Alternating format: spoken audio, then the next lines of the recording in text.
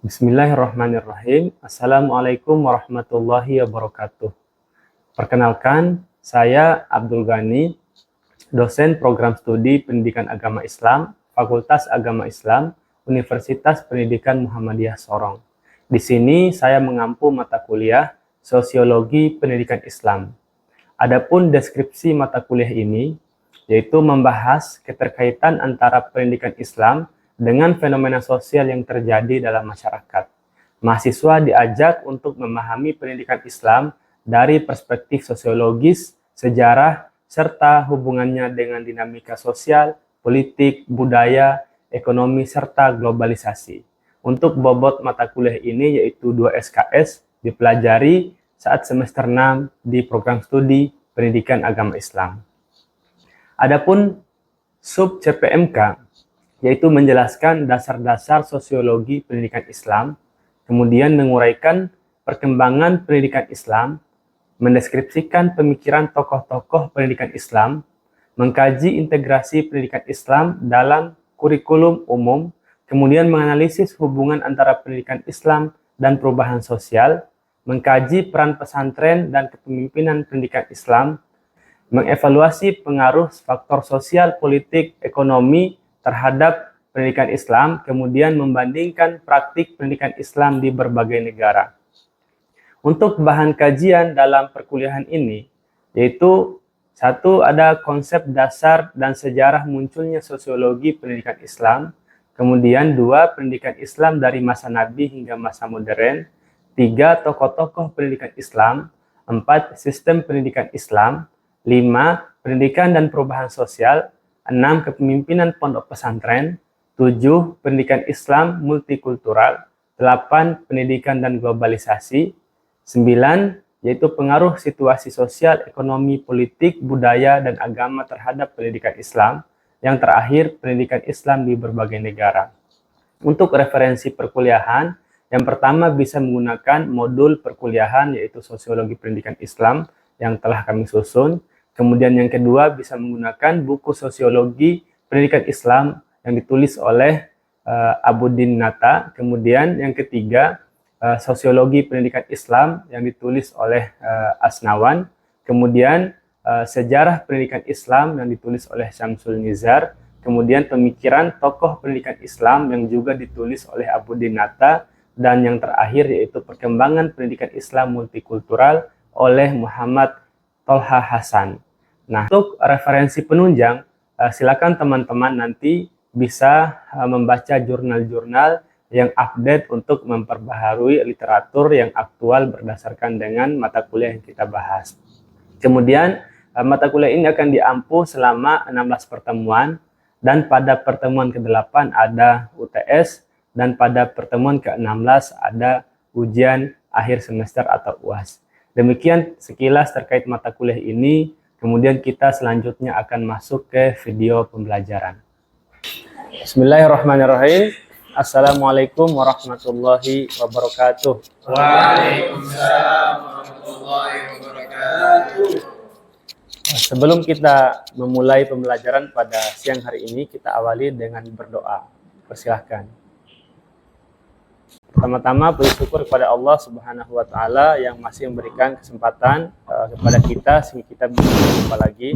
Salawat dan salam kepada Nabi besar Muhammad sallallahu alaihi wasallam. Baik teman-teman sekalian, pada hari ini kita akan melanjutkan materi perkuliahan kita dalam mata kuliah Sosiologi Pendidikan Islam. Dengan subtopik pada hari ini yaitu pengaruh faktor sosial, politik, ekonomi, budaya dan agama terhadap perkembangan pendidikan Islam. Indikator dari sub CPMK yang akan kita bahas pada pertemuan kali ini, yang pertama mengidentifikasi faktor sosial, politik, ekonomi, budaya, dan agama yang mempengaruhi pendidikan Islam.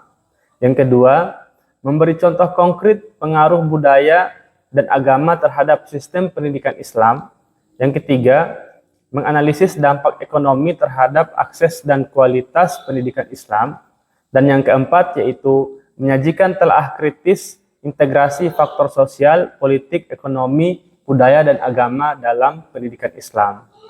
Baik teman-teman sekalian, sebelum kita masuk pada materi ini, apakah teman-teman masih ingat materi yang kita bahas minggu lalu? Ya, yaitu minggu lalu kita membahas terkait dengan mengkritisi pengaruh globalisasi terhadap pendidikan Islam. Itu pada pertemuan ke-13 di minggu lalu. Dan sekarang kita masuk pada pertemuan ke-14 dengan topik yang telah kita sebutkan. Ini saya mengutip ungkapan dari seorang tokoh yang bernama Emile Durkheim yang mengatakan bahwa pendidikan adalah cerminan dari masyarakat. Dapat kita maknai bagaimana gambaran masyarakat ke depannya itu bisa kita lihat atau kita bercermin dari kualitas pendidikan yang ada. Nah, sebelum kita lanjut, saya ingin bertanya dulu. Ya. Yang pertama, pengaruh situasi sosial. Pertanyaannya kemudian, menurut teman-teman, apakah faktor sosial ini mempengaruhi perkembangan pendidikan Islam? Menurut teman-teman, mempengaruhi atau tidak? Oke, mempengaruhi. Tentu saja faktor sosial ini memberikan pengaruh yang cukup signifikan terhadap perkembangan pendidikan Islam. Kenapa demikian? Yang pertama, masyarakat kita adalah masyarakat yang majemuk, masyarakat yang terdiri dari latar belakang suku, bahasa, budaya, dan agama yang berbeda. Kita lihat yang di dalam Islam secara spesifik. Nah, dalam Islam sendiri, dalam pelaksanaan pendidikan, itu terdapat beberapa karakteristik ya. Dalam pelaksanaan pendidikan ada yang melaksanakan pendidikan tradisional atau yang disebut dengan sekolah-sekolah pesantren yang salafi ya. Istilah ini mungkin sekarang tidak terlalu familiar. Tapi kalau ditelusuri lebih lanjut sebenarnya istilah ini masih ada yang menggunakan. Ya, ada juga sekolah-sekolah yang dikenal dengan sekolah yang moderat. Kemudian ada pesantren dengan berbagai jenisnya. Ada pesantren tradisional, ada pula pesantren yang modern. Nah, pertanyaannya, apakah teman-teman pernah melihat beragam jenis sekolah yang pernah disebutkan ini dalam masyarakat kita? Pernah. Ya, sering. Ada ya? Ada. Oke. Nah, di sini ada faktor mobilitas sosial. Jadi mobilitas sosial ini merupakan perpindahan status sosial baik itu seorang, individu maupun kelompok. Nah, dalam pelaksanaan pendidikan Islam, ini kalau kita melihat masyarakat kita yang kalangan ekonomi menengah ke atas, mereka bisa mengakses pendidikan yang elit, pendidikan yang terbaik, yang memadai, yang fasilitasnya bagus, yang kualitas SDM-nya juga itu bagus.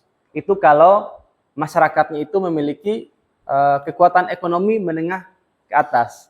Nah, sebaliknya bagaimana dengan masyarakat kita yang memiliki kekuatan ekonomi yang menengah ke bawah?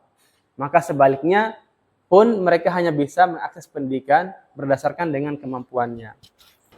Di sini ya, kalau kita melihat fakta, terdapat banyak sekali fakta kalau teman-teman telusuri. Ya, di sini sekarang kalau kita lihat pesantren-pesantren tidak lagi diidentikan dengan sekolah-sekolah yang terbelakang, yang kumuh, yang tidak modern, yang tidak mempelajari ilmu-ilmu umum. Nah, fakta sekarang itu sudah menunjukkan bahwa pesantren ini memiliki banyak sekali variasi. Mereka bahkan memiliki program yang berjenjang. Ada program ya hingga dari SD, SMP, MTS, SMA atau MA, dan ada barangkali pesantren di Indonesia ini yang punya juga perguruan tinggi. Ada tidak? Ada. Ya, ada. Ada beberapa pesantren yang mereka sampai memiliki perguruan tinggi. Nah, kalau teman-teman telusuri itu ada banyak. Pertanyaannya, bagaimana persepsi masyarakat terhadap pesantren itu berubah sejak era 2000-an? Siapa yang bisa menjawab? Ya, Tablik silakan. Persepsi masyarakat di era 2000-an mulai berubah, mungkin dari sisi positif dan juga negatif. Yang positifnya adalah mereka menganggap bahwa pesantren ini makin hari makin mandiri dan juga mulai bervariasi. Kemudian dari sisi negatifnya, mungkin ada sebagian kecil ataupun sebagian besar masyarakat yang menganggap bahwa pesantren ini tidak aman bagi anak mereka sendiri, dikarenakan banyaknya kasus-kasus pelecehan seksual yang terkuak. Seperti itu, Ustaz. Oke, terima kasih kepada Tablik. Memang betul ya. Nanti kita akan lihat bagaimana pesantren sebelum era 2000-an dan setelah era 2000-an. Dan sekarang banyak sekali kasus-kasus yang dapat dilihat oleh masyarakat karena pengaruh teknologi yang sekarang tidak lagi mengenal batas, tidak ada lagi hal-hal yang bisa ditutup-tutupi sehingga segala sesuatu itu bisa naik di publik. Oke, baik. Nah, sekarang yang kedua, bagaimana faktor politik? Pertanyaannya, apakah faktor politik itu memberikan pengaruh atau dampak dalam pendidikan Islam? Berdampak enggak? Oke, berdampak. Nah, apa fakta yang bisa kita lihat? Di sini kita membandingkan antara dua masa. Itu zaman Orde Baru dan era Reformasi. Orde Baru itu yaitu yang kita kenal ya, mantan presiden kita Bapak Soeharto. Nah, pada masa itu pendidikan itu harus tunduk pada kurikulum nasional. Jadi harus seragam. Nah, sedangkan era Reformasi, proses pendidikan diberikan kebebasan untuk berkembang. Maka lahirlah ribuan madrasah swasta, ribuan madrasah swasta dan integrasi pesantren dengan pendidikan formal. Nah, di sini banyak sekali sekolah-sekolah yang mulai bervariasi. Ya, ada boarding school, ada pondok pesantren dengan karakter yang beragam. Nah, dan hal ini didukung oleh Undang-Undang Nomor 20 Tahun 2003. Nah, bahwasanya dalam undang-undang ini mengakui pendidikan keagamaan itu sebagai bagian dari sistem pendidikan nasional. Nah, jadi yang sekolah di lembaga keagamaan itu tidak perlu merasa insecure, nanti takut tidak bisa daftar Polri misalnya, takut tidak bisa daftar TNI, nanti takut ijazahnya tidak diakui. Nah, bahwa dalam undang-undang ini bahwa pendidikan keagamaan itu menjadi bagian daripada kurikulum pendidikan nasional. Oke, sekarang saya mau bertanya, menurut teman-teman, karena kita melihat ini faktor politik ya, pertanyaannya apakah negara ini terlalu ikut campur dalam pendidikan atau justru keikutsertaan pemerintah ini justru membantu dalam mengembangkan pendidikan Islam? Siapa yang bisa menjawab? Oke, silakan. Menurut kami negara memang memiliki andil di dalam pendidikan Islam, tapi dalam sifat membantu dan mendukung. Seperti contohnya membantu dalam finansialnya, kemudian mendukung dalam pengembangan kurikulum, kemudian bisa juga membantu dalam infrastrukturnya, kemudian adanya pengawasan dan evaluasi dari negara itu sendiri. Yang intinya negara memang itu membantu dalam pengembangan kurikulum itu sendiri, sehingga bagaimana nanti pendidikan Islam itu tersampaikan di masyarakat sesuai dengan apa yang dibutuhkan masyarakat. Betul ya, bahwasanya negara itu ikut serta dalam rangka membantu bagaimana terlaksana dan suksesnya proses pendidikan Islam yang ada pada kurikulum pendidikan nasional kita. Nah, yang sekarang kita ingin lihat faktor ekonomi. Pertanyaannya, apakah faktor ekonomi masyarakat atau secara umum ya, kondisi ekonomi dalam bangsa kita ini mempengaruhi perkembangan pendidikan Islam atau tidak? Sangat mempengaruhi. Dan saya pikir ini tentu kita sangat menyadari. Ya, jadi kesenjangan ekonomi di masyarakat kita ini mempengaruhi akses pendidikan Islam yang berkualitas. Kira-kira kalau saya bertanya, kalau ekonomi masyarakat itu rendah, bisakah mereka mengakses pendidikan yang berkualitas dengan fasilitas yang bagus dengan mudah? Bisa? Kalau ekonominya rendah? Pasti sangat sulit. Mungkin bisa, tapi tidak akan bertahan lama dan tidak lama kemudian putus sekolah, kan bisa jadi. Nah, maka yang bisa mengakses ini adalah mereka dengan kalangan ekonomi yang memadai. Nah, apa dampaknya? Dampaknya adalah lahirnya istilah kaum elit dan istilah kalau istilahnya Karl Marx saya pinjam, ada istilahnya kaum borjuis dan kaum proletar, atau masyarakat elit dan rakyat jelata. Nah, mereka yang masyarakat elit ini bisa mengakses pendidikan Islamic School elit atau yang pernah kita bahas sekolah Islam elit. Nah, sedangkan yang sebaliknya atau ekonomi yang di bawah, ya paling mereka hanya mengakses madrasah yang sangat sederhana. Nah, itu kemudian dampak daripada kesenjangan ekonomi. Yang kayanya semakin enak, yang ekonomi yang di bawahnya juga semakin terbatas akses pendidikannya. Nah, ini kita mengangkat satu contoh ya, perbandingan. Teman-teman apakah mengetahui sekolah yang ada pada gambar ini? Ya, ini namanya sekolah Alexandria Islamic School. Dan saya pikir sekolah ini sangat terkenal karena mahalnya ya. Kemudian fasilitasnya yang sangat luar biasa. Dan saya pikir kalau sekolah itu mahal, fasilitasnya tentu bagus ya. Nah, aneh kalau sudah bayar mahal tapi fasilitasnya malah tidak bagus. Nah, jadi ini tentu yang masuk adalah orang-orang dengan kalangan ekonomi kelas atas. Tapi kita lihat gambar di sebelahnya.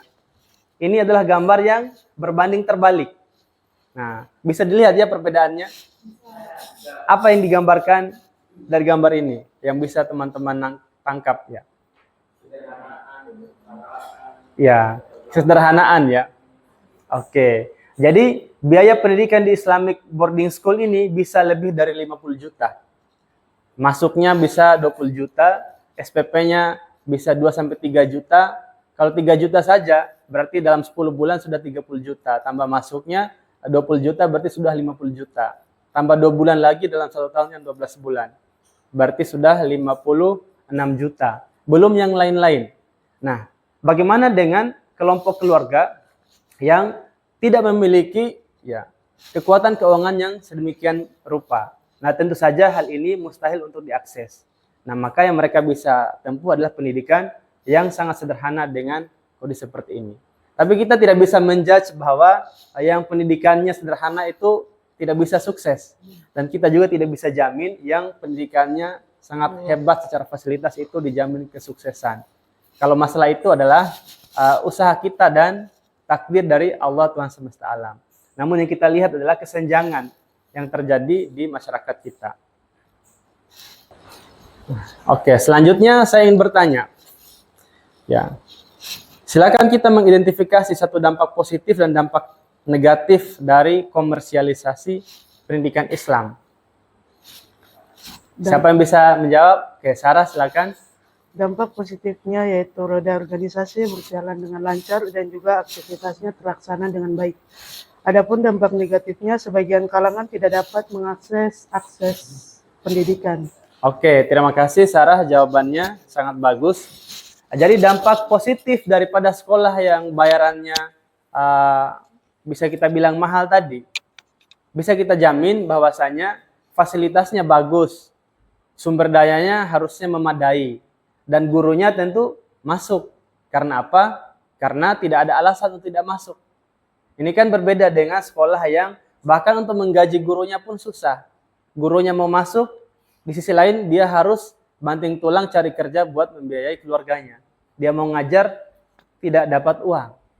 Nah, ini menjadi dilematis dalam problematika pendidikan kita. Nah, sedangkan dampak negatifnya adalah bahwasanya tidak semua kalangan bisa mengakses pendidikan Islam secara rata. Keempat, pengaruh budaya dan agama terhadap perkembangan pendidikan Islam. Menurut teman-teman, apakah faktor budaya dan agama ini mempengaruhi pelaksanaan pendidikan? Mempengaruhi. Oke, mempengaruhi ya. Nah, di sini ya bahwasanya budaya lokal itu berinteraksi dengan nilai-nilai Islam. Nah, yang dapat kita lihat pendidikan Islam di Jawa itu pelaksanaannya berbeda dengan pendidikan Islam di Aceh, berbeda dengan di Sumatera, berbeda dengan di Sulawesi, di Papua, begitupun daerah-daerah yang lain. Nah, kalau kita lihat di Jawa itu identik dengan ya orang-orangnya yang lebih ya kalem, banyak pesantren. Kalau di Aceh itu melaksanakan syariat Islam, nah sebagai bagian daripada otonomi daerahnya mereka. Kemudian di Sumatera tentu berbeda juga, Sulawesi apalagi Papua yang tempat kita sekarang. Nah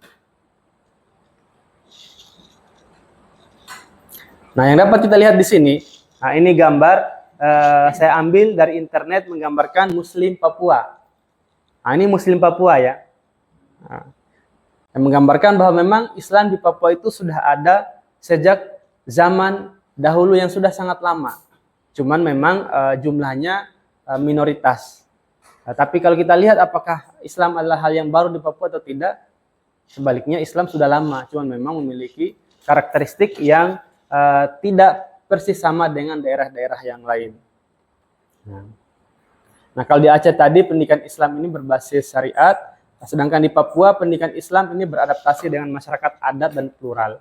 Kenapa? Karena kita tahu di Papua ini masyarakat kita terdiri dari banyak sekali ya latar belakang ya. Ada masyarakat transmigran, masyarakat asli. Kemudian selain hukum negara ada juga hukum adat. Nah, kalau pendidikan Islam ini tidak bisa beradaptasi dan tidak bisa berinteraksi dengan budaya setempat, maka akan mengalami kendala dalam implementasi pendidikan Islamnya. Oke. Sekarang pertanyaannya, apakah budaya lokal ini memperkaya atau malah menghambat pendidikan Islam? Siapa yang bisa menjawab? Oke, Aldi silakan. Baik Ustadz, budaya lokal bisa memperkaya nilai-nilai pendidikan Islam jika diintegrasikan secara bijak. Seperti contoh kita bisa mengimplementasikan ayat Al-Quran di surah Al-Hujurat yang disimpulkan artinya Allah menciptakan manusia dari seorang laki-laki dan perempuan dan menjadikannya bersuku-suku supaya untuk saling mengenal dan belajar dalam hal kebaikan. Adapun budaya dapat menghambat daripada nilai-nilai pendidikan Islam. Seperti contoh terlalu fanatik terhadap budaya sehingga nilai-nilai Islam diacuhkan, Ustaz. Oke, terima kasih Aldi. Jawabannya sangat mencerahkan. Ya, jadi budaya lokal ini bisa memperkaya kalau kita bijak. Dan saya pikir Islam juga mengajarkan bahwa kita harus toleransi selama tidak melanggar batas-batas akidah. Dalilnya ya lakum dinukum waliyadin. Nah, tapi kalau kita mengangkat fanatisme asobia atau fanatisme kesukuan, nah itu bisa menjadi benih-benih perpecahan. Jadi kita harus pandai-pandai bersikap. Karena orang itu, kalau orang di luar Islam ya, mereka tidak melihat Islam. Karena Islam itu bukan makhluk hidup. Tapi yang mereka lihat adalah Muslim. Lewat Muslim itulah mereka memahami Islam. Nah, jadi bagaimana kita bersikap seperti itulah kita mencitrakan Islam terhadap mereka yang bukan Muslim. Nah, sekarang ada tugas ya. Silakan teman-teman membentuk menjadi beberapa kelompok, kemudian diskusikan pengaruh sosial politik, ekonomi, budaya, dan agama terhadap pendidikan Islam di Papua. Kemudian nanti kita akan mendengarkan hasil diskusinya secara langsung.